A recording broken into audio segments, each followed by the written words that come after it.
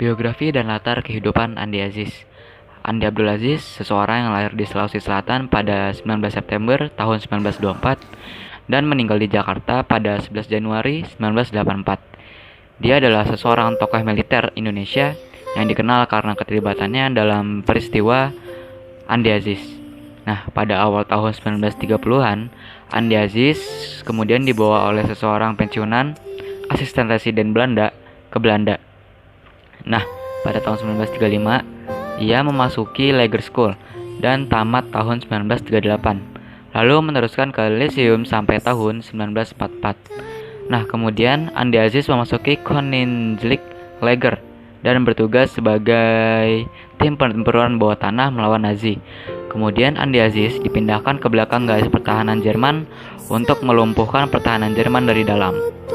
Latar belakang terjadinya pemberontakan Andi Aziz. Pemberontakan Andi Aziz merupakan pemberontakan yang dipimpin sendiri oleh Andi Aziz, yaitu seorang mantan perwira KNIL. Pada saat itu, ia berusaha untuk mempertahankan NIT atau Negara Indonesia Timur yang enggan bergabung dengan Negara Kesatuan Republik Indonesia atau NKRI. Ia mempunyai pendapat bahwa segala gangguan keamanan yang terjadi di Negara Indonesia Timur atau NIT merupakan tanggung jawab para perwira APRIS karena menurutnya para pemerintahlah yang merupakan dalang dari segala kegangguan yang terjadi di negara Indonesia Timur. Tokoh selanjutnya adalah Alex Kawularang. Alex Kawularang ini lahir di Batavia tanggal 23 Februari tahun 1920. Lalu dia meninggal dunia di Jakarta tanggal 6 Juni tahun 2000 di usia 80 tahun. Ternyata Alex Kawularang ini merupakan perwira TNI pada masa Revolusi Nasional Indonesia, mantan anggota KNIL dan pendiri Kopassus. Tapi ternyata Alex Kawularang itu dikenal sebagai pengkhianat. Kenapa ya dia dibilang pengkhianat? Padahal kan kalau misalnya kita lihat dari sepak terjangnya dia itu kan perwira TNI. Kok bisa sih dibilang pengkhianat?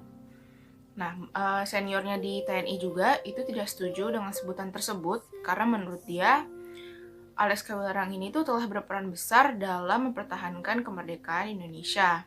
Contohnya aja, dia tuh yang memimpin pasukan untuk menumpas pemberontakan Republik Maluku Selatan. Dia juga yang menyelesaikan pemberontakan Andi Aziz. Ternyata dia juga yang membentuk pasukan komando di Angkatan Darat.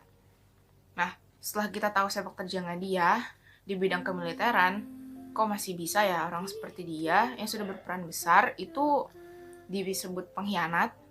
Nah, sewaktu dia bertugas di Washington DC sebagai atase militer untuk Kedutaan Besar Republik Indonesia untuk Amerika Serikat, dia mendapat kabar bahwa kampung halaman nenek moyang dia, Manado, itu dibom oleh Auri pada Februari 1958.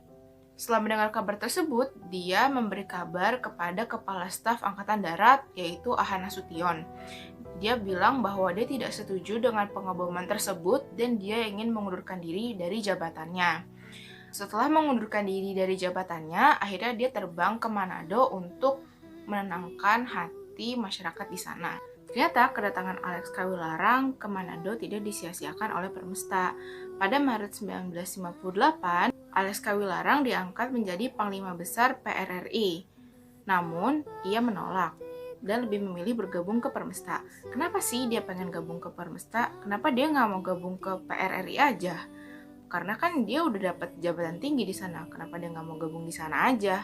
Karena menurut Alex Kawularang, PRRI itu lebih cenderung untuk melepaskan diri dari Indonesia. Sedangkan Permesta itu hanya oposisi pemerintahan saja. Seiring berjalannya waktu, perlawanan Permesta sendiri lambat laun berhasil dipatahkan.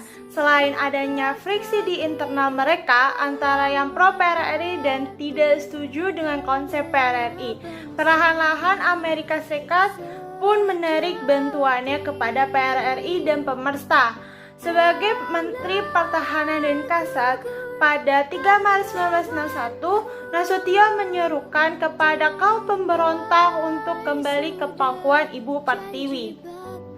Untuk Kawularang sendiri, keseruan untuk kembali juga dilakukan oleh para prajurit-prajurit dari Siliwangi yang sedang ikut menghadapi para gerilyawan pemerintah di wilayah-wilayah Sulawesi Utara. Nasution sendiri baru bisa bertemu dengan Alex pada 21 Mei 1961. Alex saat itu terlihat sangat payah karena terkena malaria saat dia bergerilya di hutan-hutan Minahasa, menyatakan kesanggupannya untuk mengembalikan semua orang eks-pemerintah ke pangkuan Republik Indonesia. Pada 22 Juni 1961 terbit sebuah dekret dari Presiden Soekarno yang memberikan amnesti kepada para pengikut Kawilarang, Somba, dan Sairang. Mereka dianggap telah menerima baik seruan kembali ke pangkuan Ibu Pertiwi. Namun bukan berarti pengampunan itu menjadikan Alex kembali ke TNI. Selain dianggap sebagai puncuk pimpinan di militer pemerintah, Alex pun mengakui bahwa dirinya tidak mau menyusahkan kawan-kawannya yang mungkin merasa risih berhubungan dengan bekas pemberontakan seperti dirinya. Jadi minat untuk kembali berprofesi sebagai tentara sudah sirna. Saya sendiri menganggap bahwa kehidupan saya sebagai tentara sudah berhenti sejak Maret 1958, kata Alex. Wassalamualaikum warahmatullahi wabarakatuh.